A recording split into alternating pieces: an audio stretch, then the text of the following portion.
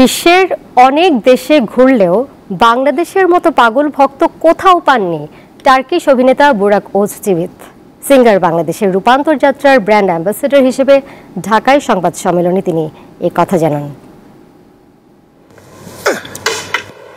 দীপ্ত টিভিতে প্রচারিত বাংলায় ডাবিং করা জনপ্রিয় তুর্কি সিরিজ সুলতান সুলেমানে বালিবের চরিত্রে দেখা গেছে তুরস্কের জনপ্রিয় অভিনেতা বুরাক ওজচিভিতকে।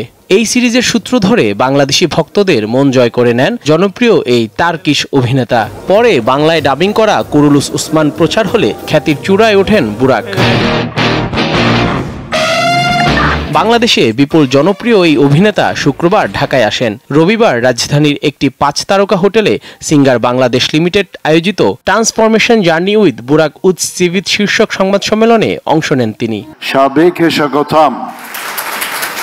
শুরুতেই বাংলায় সবার সঙ্গে কুশল বিনিময় করেন বুরাক, এরপর নিজের উচ্ছ্বাস প্রকাশ করেন। বাংলাদেশের সবাই টার্কিশ সিরিজ পছন্দ করেন।